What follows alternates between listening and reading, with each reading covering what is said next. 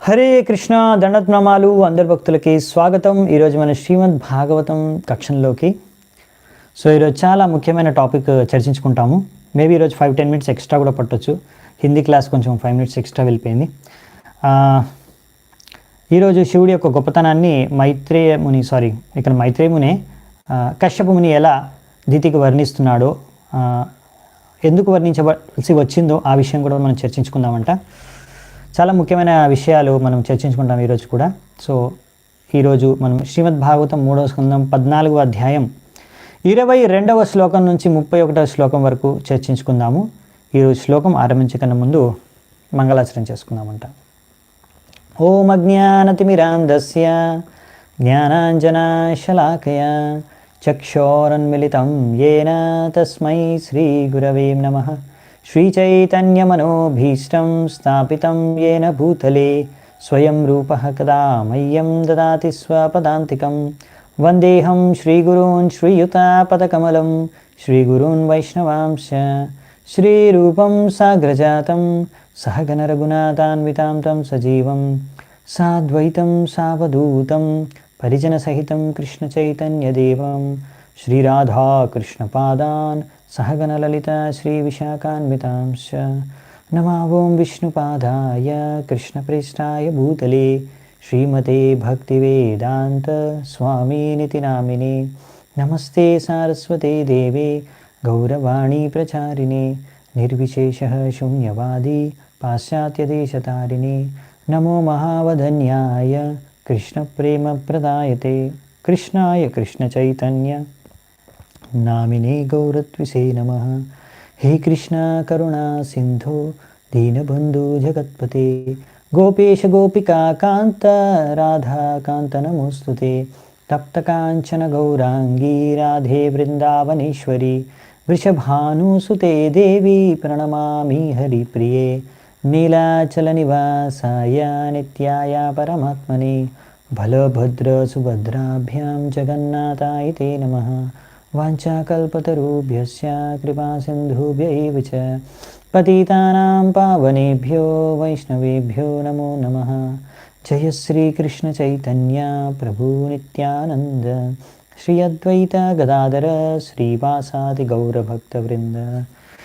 हरे Krishna Krishna Krishna Hare Hare Hare Ram Ram Ram Hare Hare.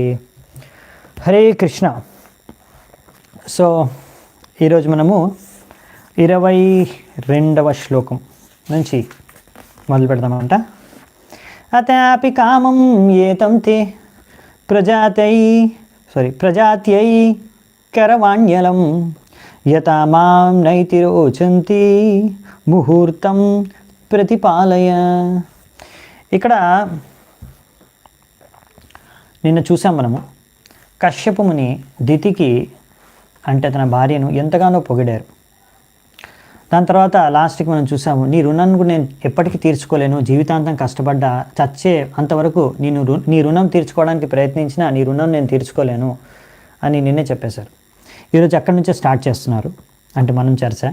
So తప్పకుండా నీ రుణాన్ని నేను ఎప్పుడు తీర్చలేను, కానీ తప్పకుండా నీ యొక్క ఇచ్చా కోరికను నేను తప్పకుండా తీరుస్తాను. నీకు సంతాన ప్రాప్తిని నీకు సంతానాన్ని అయ్యే విధంగా నేను నీకు నీ కోరికను తీరుస్తాను, కానీ కొద్ది సమయం ఆగు. ముహూర్తం ప్రతిపాలయ, ఒక్క ముహూర్తం ఆగు సమయం.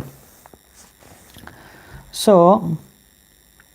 ఎందుకు అంటే తద్వారా నైతి రోచంతి, వేరే వాళ్ళు నన్ను నిందించరు.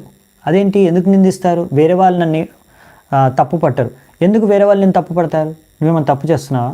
అవును. ఎందుకు అంటే సంతానం ఉత్పన్నం చేయడం ఈ సమయంలో అది ఎందుకు తప్పు, అంటే అది ఎందుకు శ్రేయస్కరం కాదు, అది విపరీతమైన పరిమాణాన్ని ఎందుకు ఇస్తుంది అనే విషయాన్ని చాలా ఇంపార్టెంట్ అనమాట. అది ఈరోజు మనం చర్చించుకుంటాము. కశ్యపుని చెప్తాడనమాట దితికి. చాలామందికి ఇలాంటి విషయాలు ఏం తెలియవు అనమాట. భోగం చేయడం అంటే మైథునం చేయడం, సంతాన ప్రాప్తి ఎప్పుడైనా ఎక్కడైనా ఎలాగైనా చేసుకోవచ్చు అనుకుంటారు. సో ఇక్కడ 23వ శ్లోకంలో ఏం చెప్తున్నారో చూద్దాం. ఏషా ఘోరతమా వేళ ఘోరాణం ఘోరదర్శన చరంతి యస్యాం భూతాని భూతేశానుచరాణి చరాణిహ. సో ఇక్కడ ఏమంటారంటే ఘోరతమ వేళ, ఈ వేళ ఘోరతమ, ఘోరమైన తమోగుణంతో నిండి ఘోరమైన వేళ ఇది. అంటే సరైన వేళ కాదు.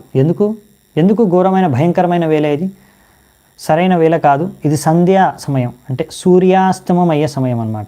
ఈ సమయంలో ఘోరానాం ఘోర దర్శన, అంటే చాలా ఘోరమైన ఘోరాత్మలు, పిశాచలు, చరంతి యస్యాం భూతాని, భూతాలు, ప్రేతాలు, పిశాచాలు ఇటువంటి అన్నీ కూడా చరంతి, అవన్నీ తిరుగుతూ ఉంటాయి ఈ సమయంలో.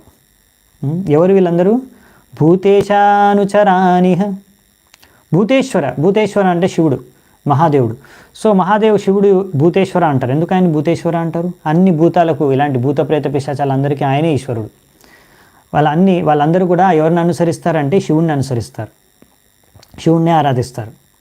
సో అలా శివుడితో పాటు తిరుగుతూ ఉంటారనమాట ఈ సమయంలో.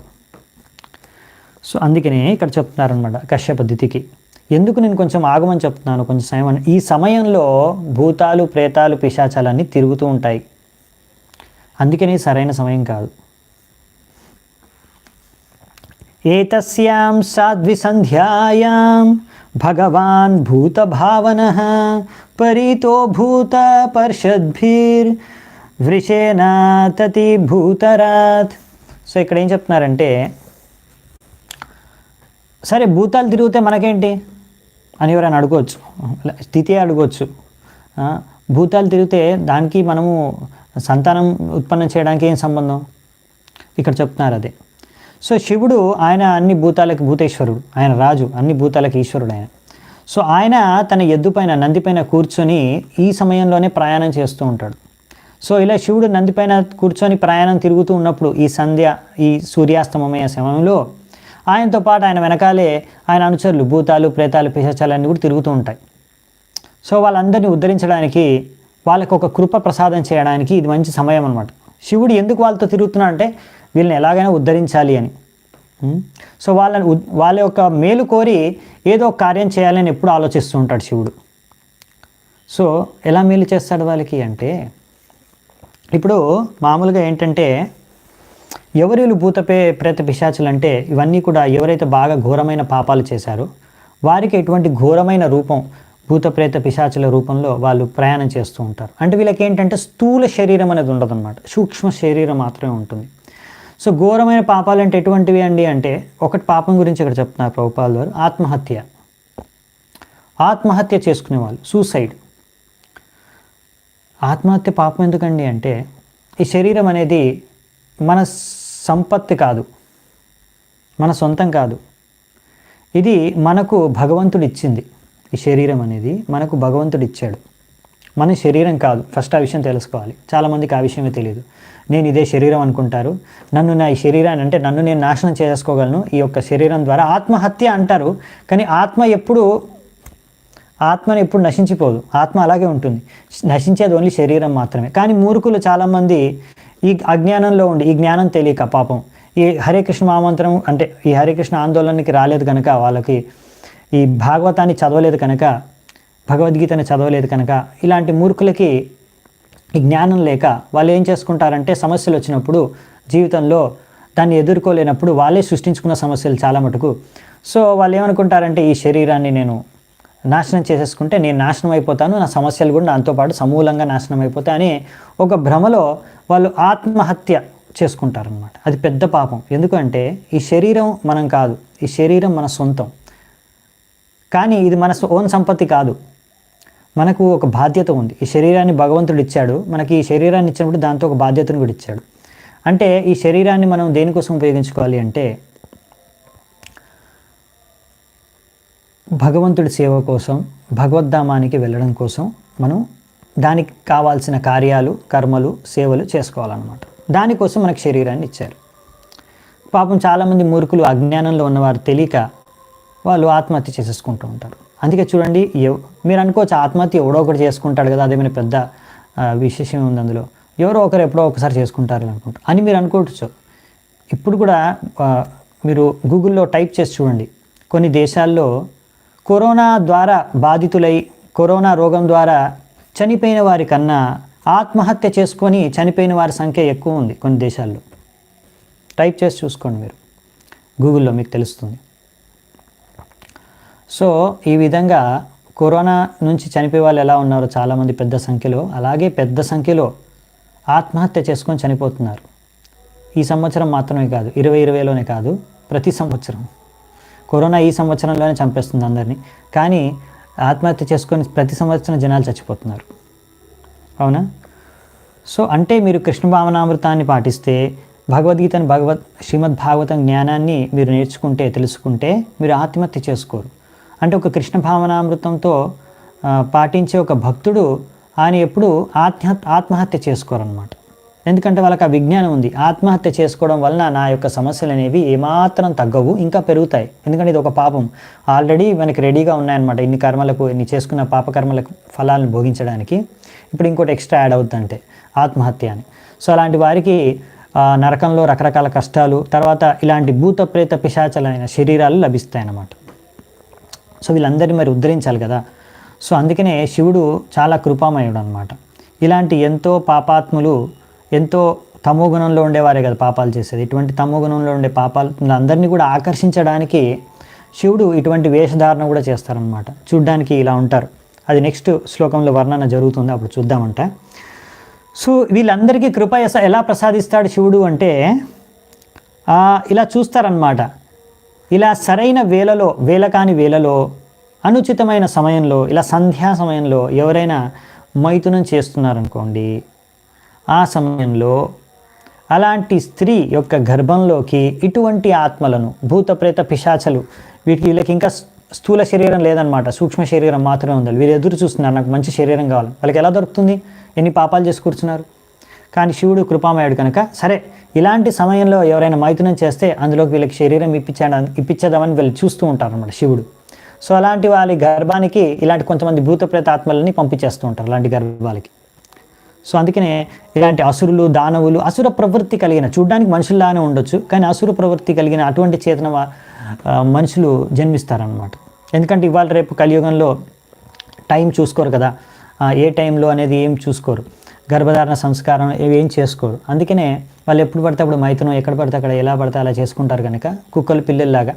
అందుకనే ఇలాంటి సమయంలో చేసే వాళ్ళందరికీ అలాంటి అసుర ప్రవృత్తి కలిగిన శిశువులు జన్మిస్తారనమాట. సో ఇది శివుడి యొక్క కృప అన్నమాట భూత ప్రేతాల పైన. సో అందుకనే కశ్యప ముని దితికి ఈ విషయాన్ని అర్థం చేయించడానికి ప్రయత్నిస్తున్నారు. ఇది సరైన సమయం కాదు, ఎందుకంటే శివుడు తిరుగుతున్నాడు.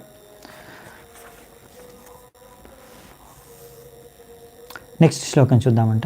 శ్మశాన చక్రాణిల ధూళి దుమ్ర వికీర్ణ విద్యోత జటకాలాపః భస్మావగుప్తామల రుక్మదేహో దేవస్త్రిభి పశ్యతి దేవరస్తే. శివుడి యొక్క శరీరం ఎర్రగా ఉంటుంది, రుక్మ అంటే ఎరుపు రంగులో ఉంటుంది. కానీ ఆయనకి ఏమాత్రం కలుషితం లేదు. శివుడికి అలా భూత ప్రేతాలతో తిరుగుతున్నాడు అనేసి ఆయన పాపాత్ముడు కాదు, భూతప్రేతం కాదు, ఆయనకి ఏమాత్రం కలుషితం లేదు. ఆయన సంపూర్ణంగా శుద్ధమైన భక్తుడు భగవంతుడికి.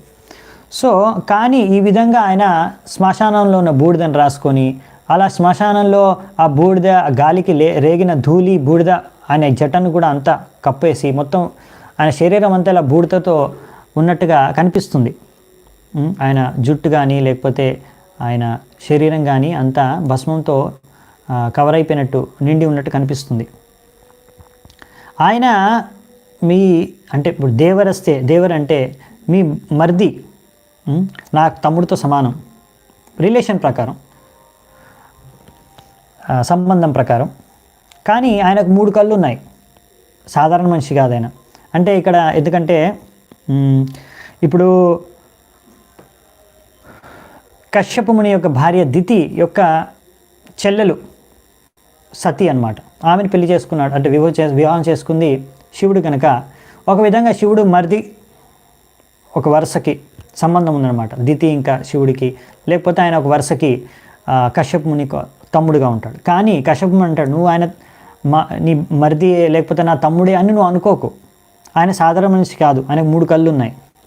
చూడ్డానికి అలా శ్మశానంలో బూడిద రాసుకొని తిరుగుతున్నాడు భూత ప్రేతాలతో, కానీ అతను సాధారణ మనిషి కాదు. మన ఈ మా మరిది లేకపోతే మా సంబంధీయుడు అని అనుకోకూడదు నువ్వు. ఎందుకంటే అతను సాధారణ వ్యక్తిగా అతనికి 3 కళ్ళు ఉన్నాయి. 2 కళ్ళు నార్మల్గా అందరికీ ఉంటాయి, ఆయన 3 కంటి చాలా పవర్ఫుల్. అందులోంచి ఆయనకి ఎంత పవర్ ఉందంటే, ఎంత శక్తి ఉందంటే, ఆయన ఒకవేళ కోపం వస్తే దానిలోంచి ఆయన బ్రహ్మదేవుడినైనా సరే భస్మం చేసే అంత పవర్ ఉంది, శక్తి ఉంది ఆయన 3 కన్నుకి. సో నువ్వు అనుకోవద్దు మేము ఈ సమయంలో మైథునం చేస్తే ఎవరు ఎలా చూస్తారులే, ఎవరు తెలియదులే, ఎలా తెలుస్తుంది శివుడికి అనుకోవద్దు. ఆయన సాధారణ మనిషి కాదు, ఆయనకు 3 కన్ను ఉంది, అన్నీ తెలుస్తాయి. ఇంకా చెప్తారు శివుడిది ఒక స్థానం సాధారణమైన స్థానం కాదు.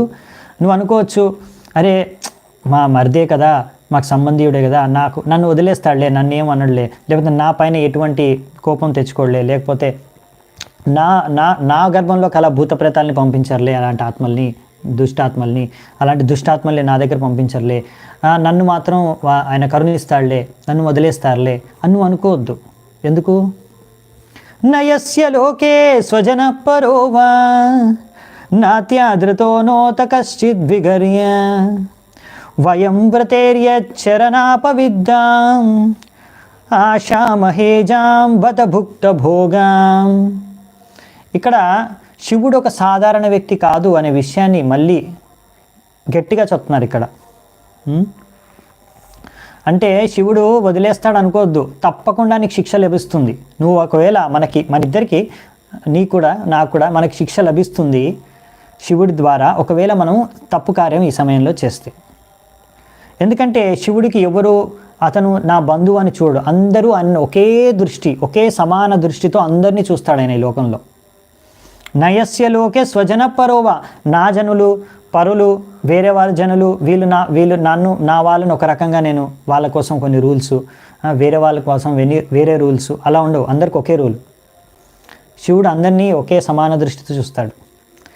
సో అందుకనే నువ్వు నీకు అతనితో దగ్గర సంబంధం ఉన్నా కానీ అతను సాధారణ వ్యక్తి కాదు. ఎందుకంటే నేను కూడా శివుడిని ఆరాధిస్తాను. శివుడిని నేను ఆరాధిస్తాము, మన ఇద్దరం ఆరాధిస్తాము. అంతేకాకుండా ఆయన ఉచ్చిష్టను మనము కూడా స్వీకరిస్తాము. ఆయన తినని వస్తువుల్ని మనం కూడా తినము. అంటే భగవంతుడు, అంటే ఇక్కడ శివుడికి అర్పించిన భోగనే మనం తింటాం, స్వీకరిస్తాం. శివుడు స్వీకరించిన భోగనే మనం స్వీకరిస్తాం. ఇక్కడ మనము తెలుసుకుంటాం కూడా, శివుడు వైష్ణవానాం యథాశంభు, భగవంతుడు కృష్ణుడు యొక్క శుద్ధ భక్తుడు. అవునా? సో కృష్ణుడికి మనము నైవేద్యం పెట్టినప్పుడు కృష్ణుడు దాన్ని సేవిస్తారు, మనం తర్వాత నైవేద్యం పెట్టిన దాన్ని ప్రసాదంగా మనం స్వీకరిస్తాం. భగవంతుడి యొక్క ఉచ్చిష్టను మనం ప్రసాదంగా స్వీకరిస్తాం. అదే భగవంతుడి యొక్క ప్రసాదాన్ని భగవంతుడికి నైవేద్యం పెట్టిన తర్వాత ఆయన శుద్ధ భక్తులు సేవిస్తే దాని ఉచ్చిష్టని మనం మహాప్రసాదం అంటాం అన్నమాట. ప్రభుపాల్ వారు రాశారు ఇక్కడ, మీరు చూసుకోవచ్చు తాత్పర్యంలో. ఎందుకంటే శివుడు మహాభక్తుడు, వైష్ణవానాం యథాశంభో, కృష్ణుడికి విష్ణువుకి. సో ఆయన సేవించిన ప్రసాదం మహాప్రసాదం. సో ఈ విధంగా శివుడు ఎంతో ఆరాధ్యమైన వ్యక్తి మనకి. ఆయన ఉచ్చిష్ట తిని మనము ఆధ్యాత్మిక ప్రగతి సాధించగలము. సో ఆయన సాధారణ మనిషి, నా బంధువు అనుకు చూడకూడదు నువ్వు అని ఇక్కడ కశ్యపుని దితికి చెప్తున్నాడు అనమాట. ఇంకా మనకు ప్రభుపాల్ వారు కూడా రాస్తున్నారు తాత్పర్యంలో, ఇంకా నెక్స్ట్ శ్లోకంలో కూడా చెప్తారు. ఆయన శివుడు కూడా ముల్లోకలు, అంటే 3 ఉంటారు కదా ఈ లోకాన్ని పాలించే వాళ్ళు, శివుడు, బ్రహ్మ, విష్ణువు. సో శివుడు కూడా ఒకరు. 3 పాలకుల్లో, ఈ లోకాన్ని పాలించే 3 త్రిమూర్తుల్లో, 3 గుణావతారాల్లో శివుడు కూడా ఒకరు. సో అందుకనే శివుడు సామాన్య వ్యక్తి కాదు అనే విషయాన్ని ఇక్కడ దితికి అర్థమయ్యేలా చెప్తున్నాడు అనమాట కశ్యప ముని. శివుడు మీరు చూస్తే మామూలుగా ప్రభుపాల్ వారు ఇక్కడ రాశారు కొన్ని మామూలు విషయాలు, ఇంకా శివుడి గురించి, గొప్పతనాన్ని గురించి, ఆయన ఎలా గొప్ప వైష్ణవుడు అనేది. శివుడు మామూలుగా ఆయన హిమాలయాల పైన, పర్వతం మీద, కొండ మీద అలా ఉంటారు. ఆయన పెద్ద బంగ్లా, పెద్ద ఐశ్వర్యంలో, ఇంకా పెద్ద బంగారం, వజ్రాలు, వైడూర్యాలతో, లేకపోతే అలా ఎంతో ఐశ్వర్యాలతో నిండిన మహల్లో కానీ, స్థానంలో కానీ ఆయన అంత ఐశ్వర్యంతో ఉండడు. ఆయన పార్వతి ఇద్దరు కూడా చాలా సింపుల్గా ఉంటారు. శివుడు కూడా ఆయనకు ఉండడానికి ఒక ఇల్లు కూడా ఉండదు. ఎందుకు అంటే ఆయన పార్వతికి చెప్తాడు, మనము అన్ని వస్తువులు కానీ ఈ ఐశ్వర్యాలు కానీ అన్నీ కూడా భగవంతుడు విష్ణువు కృష్ణుడి సేవకే ఉపయోగించాలి. అలా భగవంతుడు విష్ణు సేవకి ఉపయోగించాలి, మన కోసం మనం భోగించడం కోసం కాదు. అందుకనే శివుడు అలా చూడ్డానికి ఒక ఏమీ లేనివాడిలా, ఇంకా వేషం కూడా అలా ఎందుకు వేసుకుంటాడనే విషయాన్ని కూడా మనకు నెక్స్ట్ చెప్తారు, అప్పుడు చూద్దామంట. సో ముఖ్యంగా అసలు శివుడు ఎందుకు అలా ఉంటాడంటే అది పార్వతి కూడా చెప్తాడు. పార్వతి అడిగినప్పుడు కూడా వేరే పురాణాల్లో కూడా వస్తాయి ఈ కథనాలన్నీ. నేను ఎల్లప్పుడూ భగవంతుడి పైన ధ్యానం చేస్తూ ఉంటాను, ఇంకా ఇవన్నీ కూడా ఏమైనా ఉంటే అన్నీ కూడా భగవంతుడి సేవకే ఉపయోగించాలి, మనం భోగించడానికి ఏమీ కాదు. అందుకే ఆయన కోసం కానీ ఏమీ ఐశ్వర్యం అనేది ఉంచుకోవడం అనమాట, అంతా భగవంతుడి సేవకు పెట్టేస్తారు. అంతేకాకుండా పార్వతికి చెప్తారన్నమాట, అలా విష్ణువుని సేవించడమే, భక్తి చేసుకోవడమే అన్నిటికన్నా ఉన్నతమైన విషయం. అంతకన్నా ఉన్నతమైన విషయం విష్ణువు యొక్క భక్తుడిని సేవ చేసుకోవడం, లేకపోతే విష్ణువుకి సంబంధించిన దేన్నైనా సేవ చేసుకోవడం. సో ఇది శివుడు ఒక మహాభక్తుడు అనమాట.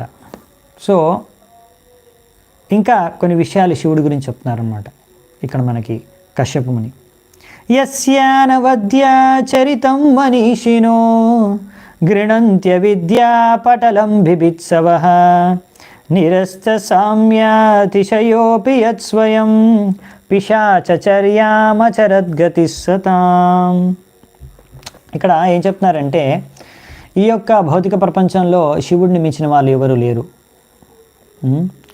ఆయన యొక్క చరిత్ర మచ్చలేని చరిత్ర. ఆయన అనుసరించేది ఎంతో గొప్ప గొప్ప వారు శివుడిని అనుసరిస్తారు వారి యొక్క అంధకారాన్ని తొలగించుకోవడానికి. అలా శివుడు చూడ్డానికి కూడా అలా వేషం వేసుకొని ఒక భూత ప్రేతంలాగానే వేషం వేసుకొని తిరుగుతూ ఉంటారు. ఎందుకు అంటే ఆ విధంగా ఆయన భక్తులకి, అంటే రకరకాల భక్తులు ఉంటారు ఆయనకి, మనం చూస్తాము. అటువంటి వారిని కూడా తమో గుణంలో ఉండేవారు, లేకపోతే ఆ భూత ప్రేత పిశాచాలు, లేకపోతే కొంతమంది జ్ఞానులు, కొంతమంది కర్ములు, వీళ్ళందరికీ కూడా ఎలాగైనా సరే ముక్తి ప్రసాదించాలి, వాళ్ళ యొక్క ఆధ్యాత్మిక అభివృద్ధి కావాలి అనే ఉద్దేశంతో ఆయన కూడా వాళ్ళని ఆకర్షించడానికి ఆ విధంగా వేషం వేసుకొని తిరుగుతూ ఉంటాడనమాట. అందుకనే ఆయన వేసుకునేది ఒక వేషం మాత్రమే, అది నిజం కాదు. పిశాచ చర్యాం అచరత్ గతి సతాం, అదంతా కూడా పిశాచమైన చర్యలు చేస్తూ ఉంటాడు ఆయన చూడ్డానికి అలా. కానీ ఆయన చాలా ఉన్నతమైన వ్యక్తి, ఆయన సాధారణ వ్యక్తి కాదు. సో ఇలా ఏ విధంగా భక్తి చేసుకోవాలనేసి ఇలాంటి వారికి కూడా శిక్షణ ప్రసాదం చేయడానికి ఆయన ఇలా వేషం వేసుకొని తిరుగుతున్నారన్నమాట శివుడు. అందుకే ఆయన్ని మహాదేవ అంటారు. అందరి దేవతల్లో కూడా ఆయన గొప్పవాడు. ఆయన విష్ణువుకి సమానం, ఆల్మోస్ట్ సమానం అని ఇక్కడ చెప్తున్నారు అన్ని ఇంకా ఆయన మాయాదేవి దుర్గా యొక్క భర్త. భగవంతుడు ఈ యొక్క భౌతిక శక్తి ద్వారానే, మెటీరియల్ ఎనర్జీ అవునా, ద్వారానే ఈ యొక్క ప్రకృతిని, ఈ యొక్క సృష్టిని సృష్టించారు. సో అటువంటి ఈ శక్తి స్వరూపమే దుర్గాదేవి, పార్వతి. సో ఆమె భర్త శివుడు, ఆమె నియంత్రించే శివుడు. కానీ ఎప్పుడు శివుడు మాత్రం ఏ విధంగా అకలుషితమైన వాడు కాదనమాట. 3 కర్మలకు అతీతమైన, అంటే ఈ యొక్క 3 గుణాల చేత, రకరకాల కర్మలకు 3 గుణాలకు కూడా ఆయన అతీతం శివుడు కూడా. ఈ విధంగా శివుడు అన్ని రకాల భూత ప్రేత పిశాచాలందరికీ కూడా ఆయన అధిపతి, లేకపోతే ఈశ్వరుడు. కానీ వారి సాంగత్యం వలన ఆయనకి ఏమాత్రం ప్రభావితం అవ్వదు. శివుడి సాంగత్యం వలన వారికి ఉద్ధరణ, ముక్తి లభించే అవకాశం ఉందన్నమాట. వాళ్ళని ఉద్ధరించడం కోసం శివుడు ఆ విధంగా వేషం వేసుకొని తిరుగుతున్నారు అనమాట. అది శివుడి యొక్క గొప్ప కృప. ఆయన చాలా కృపామయుడు అనమాట ఆ విధంగా. ఎందుకంటే భూత ప్రేత పిశాచాలు అలాంటి వాళ్ళని, తమో గుణంలో ఉండే వాళ్ళని ఎవరు పట్టించుకుంటారు? అలాంటి వాళ్ళని కూడా శివుడు పట్టించుకుంటాడు అనమాట. వాళ్ళని కూడా ఎలా ఉద్ధరించాలి అని ఆలోచిస్తారనమాట. హసంతి యస్య చరితం హి దుర్భగా స్వాత్మన్ రతస్యాభిదుషః సమీహితం యైర్వస్త్ర మాల్యాభరణానులేపనైః శ్వభోజనం స్వాత్మతయోపలాలితం. ఇంకా ఏం చెప్తారంటే, కొంతమంది మూర్ఖులు మాత్రమే శివుడు అలా ఎంత గొప్ప ఆత్మారాముడు, ఎంత గొప్పగా భగవంతుడి ధ్యానంలో ఉండి ఇంకా భగవంతుడి సేవ కోసమని ఇలా అతను ఏమీ ఆయన కోసం ఏమీ పెద్ద పెద్ద ఆస్తులు కానీ సంపద కానీ ఐశ్వర్యం కానీ లేకుండా ఇలాంటి భూత పిశాచాలతో కలిసి తిరగడం, వాళ్ళలాంటి వేషం వేసుకొని ఆ విషయాన్ని చాలామంది అర్థం చేసుకోలేని మూర్ఖులు ఆయన్ని చూసి, ఆయన కార్యాన్ని చూసి నవ్వుతారు. ఎవరు ఆ మూర్ఖులు అంటే ఎవరైతే వాళ్ళ శరీరమే సర్వస్వం అనుకొని శరీరాన్ని పూజించడం, శరీరాన్ని ఆరాధించడం, శరీరాన్ని సంతృప్తిపరచడానికి రకరకాల వస్తువులతో భోగించడం, ఏ శరీరం అయితే చనిపోయిన తర్వాత ఏ కుక్కలో దాన్ని తినేస్తాయి, కొన్ని ప్రాణులు వాటిని ఆ శరీరాన్ని తినేసి ఆ విధంగా శరీరం నశించిపోతుంది. అవునా? అటువంటి శరీరమే సర్వస్వంగా జీవించే వ్యక్తులే శివుడు లాంటి ఉన్నతమైన భక్తుల్ని అర్థం చేసుకోక అవహేళన చేస్తారు, నవ్వుతారు ఆయన్ని చూసి. సో ఇలాంటి కొంతమంది ఉన్నారు బయట భౌతికవాదులు. ఇంకా కొంతమంది ఇప్పుడు శివుణ్ణి ఆరాధించే వాళ్ళలో కూడా 2 రకాల భక్తులు ఉన్నారు. ఒకరు వచ్చేసి కర్మిలు. వాళ్ళది ఏంటంటే మాకు ఇది కావాలి, అది కావాలి. చాలామంది శివుడి దగ్గరికి కానీ ఏ దేవీ దేవత దగ్గరికైనా కానీ, భగవంతుడు విష్ణువు దగ్గర కూడా చాలామంది వెళ్ళేది భౌతిక కోరికలను తీర్చుకోవడం కోసం. సో అలా రకరకాల భౌతిక కోరికలను తీర్చుకోవడం కోసం శివుడి దగ్గర కూడా చాలామంది వెళ్తారు. శివుడి దగ్గరికి, దుర్గాదేవికి దగ్గరికి వెళ్తారు. సో అదొక కేటగిరీ మనుషులు అనమాట, కర్ములు, భౌతిక కోరికలు తీర్చుకోవడానికి వెళ్ళేవారు. ఇంకో కేటగిరీ ఎవరంటే శివోహం శివోహం అని జపం చేసేవాళ్ళు అన్నమాట. చాలామంది మాయవాదులు కానీ నిరాకారవాదుల్ని మీరు చూస్తే వాళ్ళందరూ అందరు దేవతలు సమానమే, అందరూ ఒకటే అన్నా కానీ వాళ్ళు శివుడిని పూజిస్తారు. ఒక కారణం శంకరాచార్యులు శివుడి యొక్క అవతారం. ఇంకొకటి ఏంటంటే వాళ్ళందరూ కూడా అలా శివోహం శివోహం అంటే ఏంటంటే వాళ్ళ అర్థం నేనే శివుడు, నేనే శివుడు, నేనే శివుడు అంటే వాళ్ళ లక్ష్యం ఏంటంటే ఇప్పుడు నేను ఇంకా నాకు సాక్షాత్కారం అవ్వలేదు, కానీ సాక్షాత్కారం అయిపోయింది అనుకోండి, నా ఉన్నతి అయిపోయింది అనుకోండి ఆధ్యాత్మికంగా, అప్పుడు నేను శివుడినే అనే విషయాన్ని నాకు అర్థమైపోతుంది. అందుకే ఇప్పటి నుంచే ప్రాక్టీస్ చేస్తున్నారనమాట. నేను శివోహం శివోహం శివోహం శివోహం అంటే నేనే శివుడు, లేకపోతే నేను శివుడిలో లీనమైపోతాను. వాళ్ళ యొక్క ముక్తి యొక్క అర్థం ఏంటంటే ఆ శివుడిలో, ఆ భగవంతుడిలో, శివుడిలో లీనమైపోయి నేను కూడా శివుడితో ఒకడిని అయిపోతాను, నేను శివుడిని అయిపోతాను ఆ విధంగా. సో నేను కూడా శివుడినే. సో అలా శివోహం శివోహం అని ధ్యానం జపం చేసుకునేవారు మాయావాదులు. లేకపోతే అలాంటి వాళ్ళే కొంతమంది బ్రహ్మోస్మి అహం బ్రహ్మోస్మి అహం బ్రహ్మోస్మి, నేనే బ్రహ్మ, నేనే బ్రహ్మన్, నేనే బ్రహ్మన్ అని కూడా కొంతమంది జపం ధ్యానం చేసుకుంటూ ఉంటారు అనమాట. ఇలాంటి 2 రకాల వాళ్ళని జ్ఞానులు అంటాం బేసికలీ ఒక కేటగిరీలో. సో ఇలాంటి కర్ములు జ్ఞానులు చాలామంది శివుడి యొక్క భక్తులు అనమాట. సో చాలామంది ఇలాంటి వారు శివుడి గురించి సరిగ్గా అర్థం చేసుకోరు. శివుడు ఎప్పుడు ధ్యానం చేస్తూ ఉంటారు, మాల మీద ధ్యానం చేస్తుంటారు, జపం చేస్తుంటారు. ఎప్పుడు ఏమాత్రం సంపద ఆస్తి లేకుండా ఉండదు. చాలామంది వెళ్ళి శివుడిని అడుగుతుంటారు, నాకు ఇది కావాలి అది కావాలి. శివుడు చూస్తే మాత్రం ఆయన ఏది లేకుండా ఉన్నాడు. సో కనీసం కొంచెం బుద్ధిన వాళ్ళు అర్థం చేసుకుంటారు, అరే శివుడు ఆయన ఏమాత్రం సంపద లేకుండా ఉన్నాడు, ఇంకోటి ఆయన ఎప్పుడో ఎవరి మీద ధ్యానం చేసుకుంటూ ఉన్నాడు, అటువంటిది మరి ఆయన ఎవరి మీద ధ్యానం చేస్తున్నాడు, అతను ఎందుకు ఏ సంపద వెనక పడలేదు, భోగ వస్తువులపైన ఎందుకు పడట్లేదు అనే విషయాన్ని ఎప్పుడు ఆలోచించారనమాట. ఇలాంటి మూర్ఖులు మాత్రమే ఇలా శివుణ్ణి, కానీ ఇలాంటి విషయాల్లో శివుణ్ణి అనుసరించరు, కానీ కొన్ని చేసిన కార్యాలు శివుణ్ణి మాత్రం వాళ్ళు శివోహం కదా అనుకుంటారు కదా, నేను శివుణ్ణి అని. శివుడిలాగా వాళ్ళు కూడా వ్యవహరించడానికి ప్రయత్నిస్తారు. ఎలాగంటే శివుడు ఆయన సముద్ర మంథనంలో కాలకూట విషం వచ్చినప్పుడు దాన్ని ఆయన సేవిస్తారు. అది ఎంతో ప్రభావితమైంది. ఆ విషం ద్వారా సంపూర్ణ జీవజంతువులందరూ కూడా మరణించిపోతారన్నమాట దాని ప్రభావం ద్వారా. అంత విషపూరితమైన కాలకూట విషయాన్ని శివుడు సేవించేస్తాడు. అది ఆయన గొంతులో అక్కడే ఉంచేస్తాడు ఆయన. అందుకే ఆ గొంతు అంతా కూడా ఆయనది నీలి రంగులో మారిపోతుంది. అందుకే ఆయన నీలకంఠ అంటారు. సో అలా విషయాన్ని తాగేంత పవర్ ఉంది శివుడికి, ఆయనకి ఏం కాదు. కానీ ఇప్పుడు ఆయన్ని ఇమిటేట్ చేసేవాళ్ళు, నకలు చేసేవాళ్ళు, ఇమిటేషన్ ఏమంటాం మనము తెలుగులో, నకలు చేసేవాళ్ళు కొంతమంది. మేము శివోహం, మేము శివభక్తులం, మేము శివుడే, మేము శివుడు లాగానే మేము కూడా చేయొచ్చు అనేసి, మేము కూడా ఏవైనా తాగొచ్చు అనేసి సిగరెట్ కానీ మందు కానీ ఇంకా అటువంటి రకరకాల ఇలాంటి నశ పదార్థాలన్నింటినీ కూడా వాళ్ళు సేవించడానికి ప్రయత్నిస్తారన్నమాట. శివుడు సేవించాడు విషయాన్ని, సో నేను కూడా ఏమైనా సేవించవచ్చు, ఏం కాదు, మాకేం కాదు అని. కానీ వారు అలాంటి అలా శివుడిని కొన్ని విషయాల్లో అలాంటి వారు నకలు చేయడానికి అనుకరణ, ఓకే సంస్కృతంలో అనుకరణ అంటాం. సో అనుకరణ చేయడానికి ప్రయత్నిస్తూ ఉంటారనమాట. సో ఇలా కొంతమంది మూర్ఖులు ఏమాత్రం లాభం లేకుండా శివుణ్ణి అనుకరించడానికి ప్రయత్నిస్తున్నారు. కొంతమంది ఆయన్ని చూసి నవ్వుతారు, కొంతమంది శివుడు అయిపోవాలని శివుడే అనుకొని జపం చేసుకుంటూ ఉంటారు. కొంతమంది మూర్ఖులు శివుడి దగ్గరికి వెళ్ళేసి ఓన్లీ నాకు ఇది కావాలి అది కావాలి భౌతికల కోరికలు తీర్చుకోవడానికి ప్రయత్నిస్తుంటారు. కానీ అసలు ఆయన శివుడు ఎవరు, ఆయన ఏం చేస్తున్నాడు, ఆయన ఉద్దేశం ఏంటి అనే విషయాన్ని చాలా తక్కువ మంది అర్థం చేసుకుంటారు. సో అలాంటి వాళ్ళందరికీ కూడా శివుడు ఎలాగైనా సరే ఉద్ధరించడానికి ఆయన ప్రయత్నం చేస్తున్నారు అన్నమాట. ఎంత గొప్పవాడంటే శివుడు ఆయన చేసే కార్యాలను పెద్ద పెద్ద మహానుభావులైన బ్రహ్మదేవుడు వంటి వారు కూడా అనుసరిస్తారంట ఆయన చేసే కార్యాలని.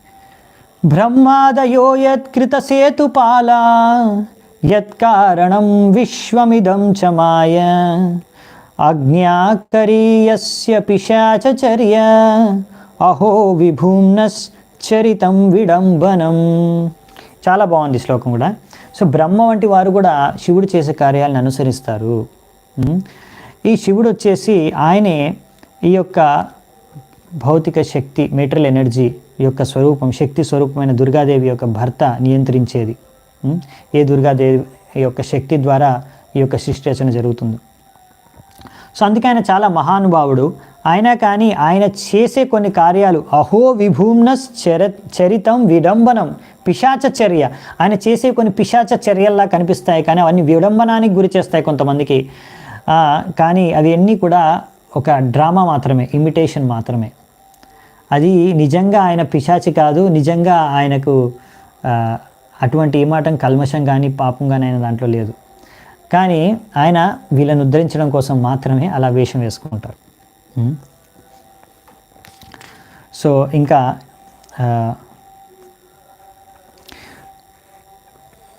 మనం కూడా అలా శివుణ్ణి అనుసరించాలి. ఎలా శివుడు ఏమాత్రం భౌతిక ఆడంబరాలు అంటే భౌతిక వస్తువులు, భౌతిక సదుపాయాలు కానీ పెద్ద పెద్ద ఐశ్వర్యం, భౌతిక ఐశ్వర్యం లేకుండా ఎలా భగవంతుడిని ఎప్పుడు ధ్యానం చేసుకుంటూ ఉంటారో, సేవించుకుంటూ ఉంటారో, ఆ విధంగానే మనం కూడా ఆ విధంగా శివుడి నుంచి ప్రేరణ తీసుకొని అనుసరించాలి ఆయన్ని అని ప్రభుపాల ద్వారా రాస్తున్నారు ఇక్కడ. అలాంటి వైరాగ్యాన్ని మనం శివుడి నుంచి నేర్చుకోవాలి. సో ఈ విధంగా ఇప్పుడు శివుణ్ణి గుణగానం చేశారు. ఇంకా అక్కడ ఆమెకి అంటే మన కశ్యపుని దితికి ఇప్పటివరకు ప్రయత్నిస్తున్నారు ఆమెకు ఎలాగైనా సరే నచ్చ చెప్పడానికి. ఎందుకు ఇది సరైన సమయం కాదు, సో ఇప్పుడు ఈ సమయంలో నువ్వు మైథునం చేస్తే మనం శివుడు ఏ భూత ప్రేతాలను అటువంటి దుష్టాత్మల్ని పంపించేస్తాడు మరి గర్భంలోకి, మరి అటువంటి పుత్రులు సంతానంగా నీకు పుడతారు, మరి కావాలి సంతానం అంటున్నావు కదా, అలాంటి సంతానం దొరుకుతాను మరి. మైత్రేయ ఉవాచ శైవం సంవిదితే భర్త్ర మన్మతోన్మతితేంద్రియ జగ్రాహవాసో బ్రహ్మర్షేర్ వృషాలీవా గతత్రప. ఇక్కడ ఏం చెప్తున్నారంటే మైత్రేయుని ఇంత చెప్పిన తర్వాత కూడా కశ్యపముని ఈ దితి అన్ని విన్నది భర్త చెప్పింది, అయినా కానీ ఈ కామదేవుడి యొక్క మత్తేంద్రియ, సో ఈ మన్మతుడి ద్వారా ఉన్మత్తం ఎక్కిపోయి ఆమె ఇంద్రియాలపైన ఏమాత్రం నియంత్రణ అంతా కోల్పోయి కూడా ఎలాగైనా ఇప్పుడే మైథునం చేయాలి అనేసి ఆ ఉద్దేశంతో ఈ జగ్రాహ వసో బ్రహ్మర్షేర్ బ్రాహ్మణ ఋషి అయిన ఈ కశ్యపుముని యొక్క వస్త్రాన్ని గట్టిగా చేత్తో పట్టుకొని లాగిందంట. అంటే వృషాలివ గతత్రప, వృషాలివ అంటే ఒక వేశ్యలాగా, ప్రాస్టిట్యూట్, ఒక వేశ్యలాగా వ్యవహరిస్తుందన్నమాట ఇక్కడ. సో ప్రభుపాల్ వారు అంటున్నారనమాట, ఒక వేశ్యకి ఒక భార్యకి వ్యత్యాసం ఉంది, ఒక డిఫరెన్స్ ఉంది, భేదం ఉంది. ఆ భేదం ఏంటి అంటే ఇప్పుడు భార్యాభర్తలు మైథునం అనేది శాస్త్రయుక్తంగా శాస్త్రాల అనుసారంగా ఏ సమయంలో ఎటువంటి చేతనతో చేస్తే సరైన సంతానం కృష్ణ భావనామృతంతో సరైన సంతానం ఉత్పన్నం చేసి అలా కొంతమంది ఆత్మలకు సరైన ఒక అవకాశాన్ని ప్రసాదించి వారిని పాలన పోషణ చేసి తద్వారా అలాంటి కొంత ఆత్మల్ని భగవద్ధామానికి పంపించడానికి ఒక ఆయుధం, ఇన్స్ట్రుమెంట్ అనే విషయాన్ని అర్థం చేసుకొని వాళ్ళు సంతానాన్ని ఉత్పన్నం చేస్తారు. అదొక పెద్ద బాధ్యత గృహస్థులకి. ఆ విషయాన్ని అర్థం చేసుకొని వాళ్ళు వివాహం తర్వాత మైథునం చేస్తారనమాట. అది ఉద్దేశం. అదే ఒక వేశ్య ఏ సమయం సందర్భం లేకుండా ఓన్లీ భౌతిక సుఖం కోరే మైథునం చేసేది వేశ్య. సో ఇవాళ రేపు వ్యక్తులకి చాలామంది వివాహం చేసుకోవడం కూడా మానేస్తున్నారు. ఎందుకు అంటే చాలామంది వివాహం చేసుకోవడం ఎందుకు, వివాహం చేసుకోవడం, పిల్లల్ని కనడం, వాళ్ళని పెంచడం, ఎంత పెద్ద బాధ్యత ఎవరు తీసుకుంటాడు, లేకపోతే ఓన్లీ మైథునం చేయడం కోసం ఒక స్త్రీని వివాహం చేసుకోవడం ఏం అవసరం. ఇవాళ రేపు బయట చాలామంది మీకు వైశ్యులు ఎక్కడ పడితే అక్కడ దొరుకుతారు. సో వివాహం చేసుకోకుండా కూడా మైథునం చేసుకోవచ్చు కదా, వివాహం చేసుకోవడానికి భార్య అవసరం ఏంటి, చాలామంది వేశ్యలు ఉన్నారు కదా బయట అని అనుకుంటున్నారు. అందుకనే చాలామంది వివాహం చేసుకోకుండా అలా వైశ్యులతోనే మైథునం చేసుకొని అలా బతికేస్తున్నారు. లేకపోతే కొంతమంది వివాహం చేసుకున్న తర్వాత కూడా వైశ్యుల దగ్గరకు వెళ్తూ ఉంటారు, ఎందుకంటే వాళ్ళకు వ్యత్యాసం తెలియదు అనమాట. అలా కొంతమంది ఓన్లీ మైథునం చేసుకోవడానికి వివాహం చేసుకునే వారికి ఈ విషయం అర్థం కాదనమాట. అందుకే వివాహం అనే కార్యము అలా ఓన్లీ స్త్రీతో మైథునం చేయడం కోసం కాదు, దానికి ఒక బాధ్యత, ఒక లక్ష్యం, ఒక ఉన్నతమైన కార్యం ఉందన్నమాట చేయడానికి. సో అది వ్యత్యాసం అనమాట, ఒక భార్యకి వేశ్యకి అని ఇక్కడ చెప్తున్నారు ప్రభుపాదుల వారు. సో ఈ విధంగా ఎంతో ఉన్నతమైన చేతన మరియు ఉన్నతమైన జ్ఞానం మరియు మొత్తం అన్నీ తెలిసిన విద్వానుడైన కశ్యప ముని కూడా ఇలా తన భార్య యొక్క వ్యవహారం పట్ల ఆయన కూడా ఆయన భార్య యొక్క వ్యవహారానికి లొంగిపోయాడు అనమాట, ఇంత విద్వానం కలిగి ఉన్నా కానీ. స విదిత్వాతస్ భార్యాయస్ తం నిర్బంధం వికర్మణి నత్వాధిష్టాయ రహసి తయాతోపవివేశహి. ఆయనకు అర్థమవుతుంది తన భార్య యొక్క ఉద్దేశం ఏంటి, అర్థమై కూడా అతను తెలిసి కూడా ఇది సరైన సమయం కాదు, ఇది తప్పు కార్యం, ఇప్పుడు చేయకూడదు అని తెలిసి కూడా ఇంకా ఆయన కూడా ఆమె యొక్క ప్రలోభానికి లొంగిపోయి ఇంకా ఆ దైవానికి దండం పెట్టుకొని, అంటే ఇంకా ఏం జరిగేది ఉంటే జరుగుతుంది, భాగ్యంలో ఏ రాసి ఉంటే మాకు అదే జరుగుతుంది అని ఆ దైవానికి మొక్కుకొని ఇంకా ఆయన కూడా ఈ చేయకూడని కార్యము మైథునం చేయకూడని సమయంలో చేశారంట.